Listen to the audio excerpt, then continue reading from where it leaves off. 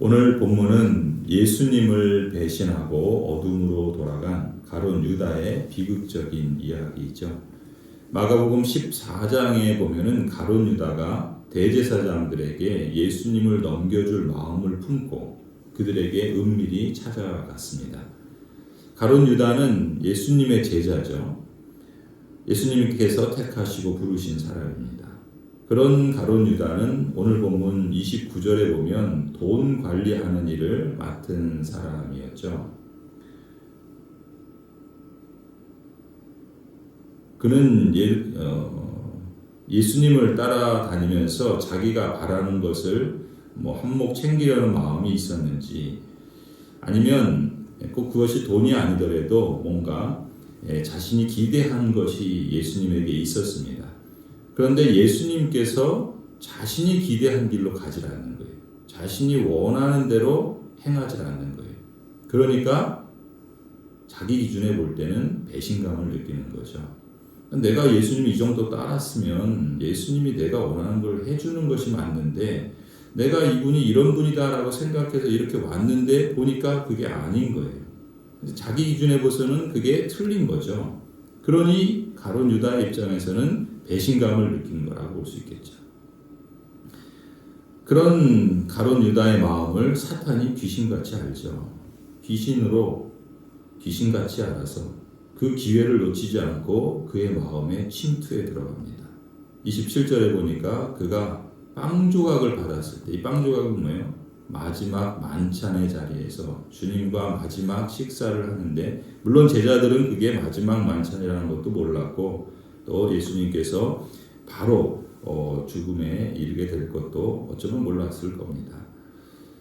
그런데 바로 그 빵 조각, 예수님 그리스도께서 말씀하신 것처럼 자신의 몸이 찢겨져서 죽게 될 그 몸, 그걸 상징하는 그 빵 조각을 받았을 때 사탄이 그에게 들어가요. 놀라운 일 아닙니까? 가장 은혜로운 자리에서 사탄은 기가 막히게 귀신같이 알고서 그 욕망과 그 배신감, 또 불평하는 마음, 그 속에 싹 들어갑니다. 물론 가룟 유다가 그것을 거부했다면 사탄이 들어와도 그 유혹을 이겼겠지요. 그러나 가룟 유다의 마음은 이미 배신감으로 또 원망과 불평으로 가득했고, 사탄이 들어오는 것을 막지 않고 그대로 허용한 거죠. 그래서 가룟 유다는 결국 돈 때문에 예수님을 넘겨주는, 팔아넘기는 이러한 일을 행하지 않습니까? 그래서 무리가 없을 때 예수님을 넘겨줄 적당한 기회를 노리고 있습니다. 참 안타깝죠. 가룟 유다가 예수님을 따라다니면서 했던 일들, 그리고 본 것들, 또 들은 말씀들, 그런데 그 사단이 그에게 마음에 들어가서 그 마음을 붙잡고 사로잡게 되자, 이 가룟 유다가 하는 관심과 일은 뭐예요? 온통 사단이 하려고 하는 일에 쏠려 있는 거예요. 어떻게 하면 예수를 넘겨줄까? 어떤 기회가 적당한 기회일까? 이런 걸 마음에 품고 사는 인생이 얼마나 안타까운 인생입니까?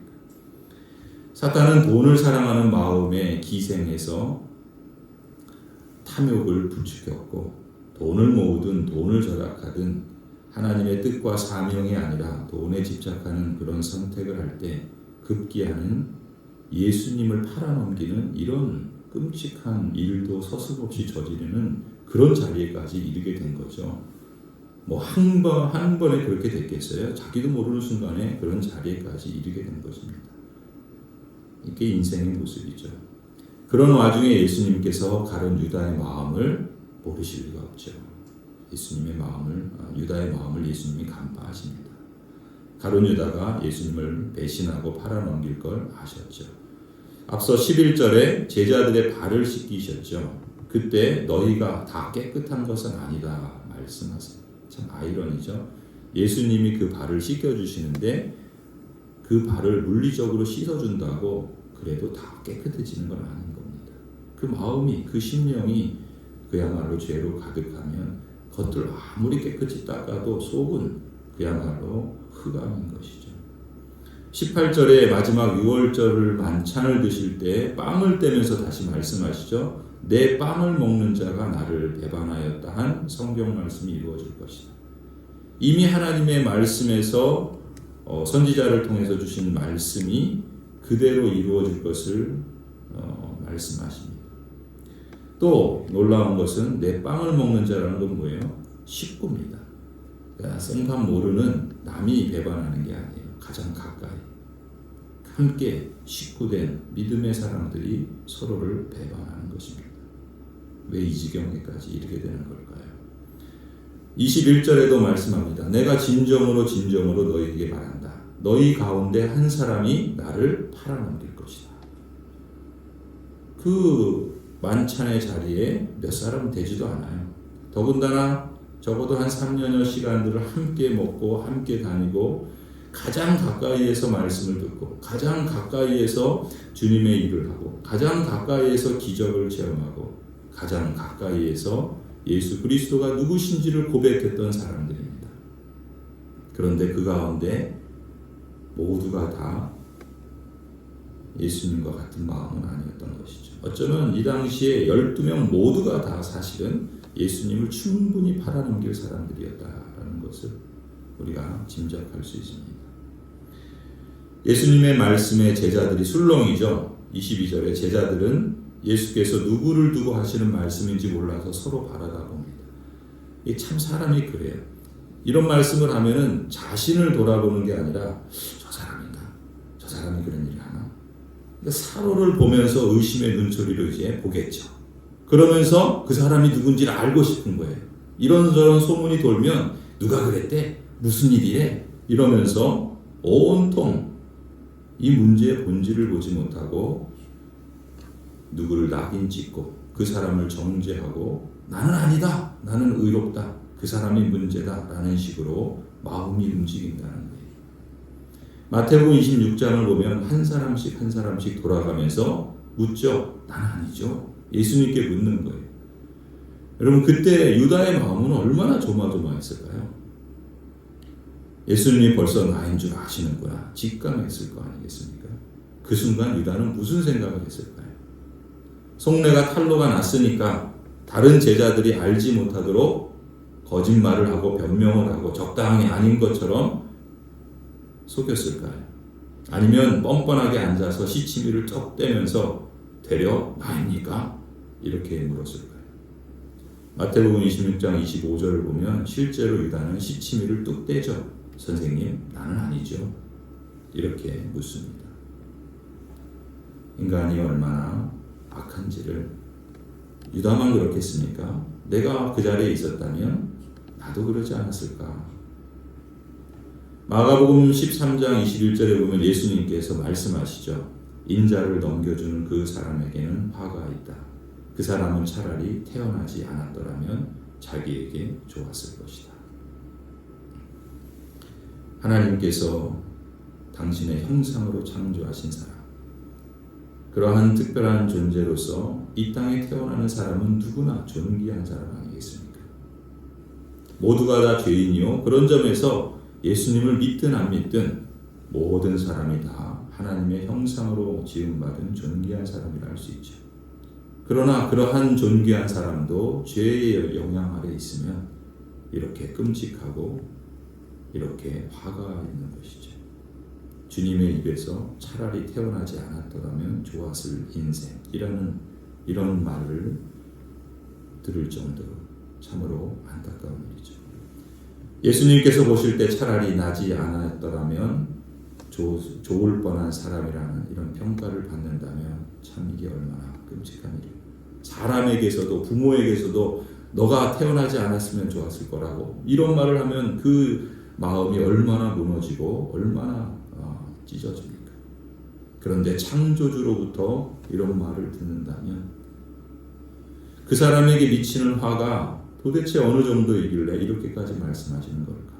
이런 말씀을 바로 옆에서 들은 유다는 얼마나 얼굴이 화끈거렸을까요? 아니 잠시 얼굴이 화끈거리는 것이 문제가 아니라 심판날에 주님 앞에 섰을 때 그의 인생 전체가 영원토록 화끈거리는 불 가운데 그러지 않을까 염려해야 하지 않겠습니까?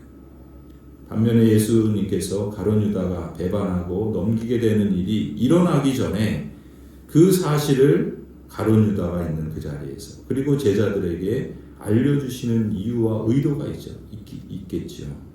그 이유를 친히 말씀해 주십니다. 18절에 나는 내가 택한 사람들을 안다. 그러나 내 빵을 먹는 자가 나를 배반하였다 한 성경 말씀이 이루어질 것이다. 19절 내가 그 일이 일어나기 전에 너희에게 미리 말하는 것은 그 일이 일어날 때 너희로 하여금 내가 곧 나는 스스로 있는 자다라는 그런 말씀이죠. 여호와 하나님의 말씀입니다. 내가 곧 나임을 믿게 하려는 것이다. 내가 진정으로 너희에게 말한다. 내가 보내는 사람을 영접하는 사람은 나를 영접하는 사람이에요. 나를 영접하는 사람은 나를 보내신 분을 영접하는 사람이다. 가룟 유다의 배반은 유다의 입장에서 한번 생각해 보면 예수님께서 자기가 성공하려는 그런 자기 욕망을 채워주리라는 기대 때문에 따랐던 거죠. 그 기대를 채워주지 못할 것이라 판단이 드니까 결국 돈 때문에 팔아넘기는 일입니다. 또 사탄의 입장에서 보면 가룟 유다의 마음에 탐심이 있는 것을 기가 막히게 알고 그것을 이용해서 예수님께서 하나님의 뜻을 이루시려는 것을 어떻게 쓰든지 가까이 있는 사람을 통해서 막아보려는 그런 속셈이었죠. 성도 여러분, 내가 원하는 것을 얻지 못할 때, 내가 기대한 일을 기도해도 들어주지 않으시는 것 같아서 실망할 때, 나도 예수님을 원망하고 나도 예수님을 배신하는 그런 죄에 빠지지 않도록 성령 하나님의 도우심을 구해야 할 줄을 믿습니다. 그런 내 마음을 귀신같이 알고 사탄이 삐짓고 들어오지 못하도록 지키도록, 그런 일이 있을 때 시험을 이기도록 우리가 늘 깨어 기도해야 할 줄을 믿습니다. 예수님만이 아니라 믿음의 식구 가운데 그럴 수 있죠. 내 마음을 낙심케 하거나 나도 내가 원하는 대로 따라주지 않아서 시험에 들 때 여러분도 가룟 유다의 길을 선택하지 않도록 지켜주시도록, 서로의 죄를 용서하고 허물과 연약함을 서로 용납하도록 그렇게 선택하고 행동함으로써 주님의 뜻을 이루고 모두 함께 더불어 샬롬의 복을 누리도록 우리가 기도하고 또 용기를 내어서 그러한 선택과 실천을 해야 될 줄로 믿습니다. 이런 배신과 탐욕과 죄와 유혹의 현장에서도 우리가 주목할 사실이 하나 있습니다. 예수님께서는 우리에게 이 모든 일이 하나님의 영원전에 정하신 작정과 택한 사람들을 구원하기로 예정하신 뜻, 바로 그 뜻을 이루시기 위해서 신비하고 놀라운 섭리로 일하시는 하나님의 역사를 드러낸다라는 것을 우리에게 사도 요한을 통해서 일깨워 주십니다. 이런 의미에서 이 모든 일이 구약 성경에 예언된 것처럼 성경 말씀을 성취하는 것이라 이렇게 확증해 주신 것이죠. 가룟 유다의 배신, 사탄의 역사 이런 것조차도 그래서 역사가 구부러지고 또 하나님이 뜻하신 것들이 실패로 돌아가는 것처럼 사람의 눈에 보일지라도 하나님의 작정과 그것을 성취하시는 그분의 능력 그리고 그 섭리를 어그러뜨릴 수는 없는 겁니다. 예수님께서 가룟 유다가 누굽니까? 함께 먹는 식구예요. 가장 가까운 제자입니다. 그런 사람의 배신으로 팔려서 십자가 처형에 달립니다. 얼마나 비극적이고 얼마나 끔찍한 사건입니까? 그런데 그러한 일도 단지 그저 한 사람의 배신으로 빚어진 비극적인 사건이 아니라 이 사람의 욕망, 죄, 배신 그리고 하나님을 반역하고 거스리는 사탄의 방해에도 불구하고 하나님께서 작정하신 아버지의 뜻을 이루는 수단으로 바꾸실 정도로 지혜로우시고 전능하신 분이신 것을 우리에게 보여줍니다. 참으로 놀랍고 참으로 신비한 하나님의 섭리를 우리는 주목해야 할 것입니다. 물론 예수님을 따르는 것 같이 보였지만 결국 어둠으로 돌아간 이 가룟 유다의 죄, 그 욕망과 그로 인한 배신, 그리고 그 뒤에서 역사하는 사단의 간교한 이 죄악들이 그들 자신이 선택한 악에 따라서 하나님의 최종적인 심판이 따를 것이 분명합니다.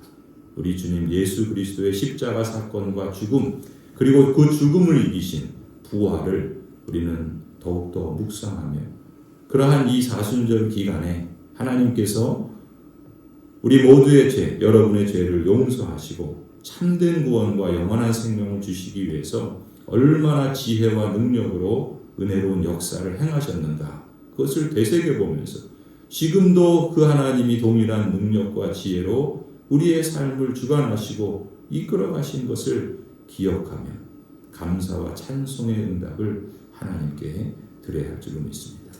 사도 바울이 말씀한 것처럼 로마서 8장에서 하나님께서는 미리 아신 사람들을 택하셔서 자기 아들의 형상과 같은 모습이 되도록 미리 정하셨으니 이것은 그 아들이 많은 형제 가운데서 맏아들이 되게 하시려는 것입니다.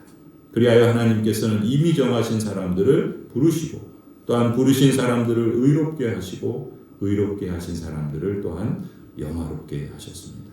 그렇다면 이런 일을 두고 우리가 무엇이라고 말할 수 있겠습니까? 하나님이 우리 편이시면 누가 우리를 대적하겠습니까? 누가 우리를 그리스도의 사랑에서 끊을 수 있겠습니까? 환난입니까? 곤고입니까? 박해입니까? 굶주림입니까? 헐벗음입니까? 위협입니까? 또는 칼입니까? 자기 아들을 아끼지 않으시고 우리 모두를 위하여 내주신 분이 어찌 그 아들과 함께 모든 것을 우리에게 선물로 거저주지 않으시겠습니까? 그리스도 예수는 죽으셨지만 오히려 살아나셔서 하나님의 오른쪽에 계시며 우리를 위하여 대신 간구하여 주십니다. 이와 같이 성령 하나님께서도 우리의 약함을 도와주십니다. 우리가 어떻게 기도해야 할지도 알지 못하지만 성령 하나님께서 친히 이루다 말할 수 없는 탄식으로 우리를 대신하여 간구하여 주시고 계십니다. 이 믿음의 길을 가는 성도 여러분, 주님께서 오늘 우리의 삶을 주관하시고 동행하시고 또 우리에게 목표한 그 영원에 이르기까지 역사해 주실 줄 믿습니다. 우리도 깨어서 견고하고 또 흔들리지 말며 더욱 주의 일에 힘쓰는 그러한 복된 여정이 되기를 간절히 소원합니다.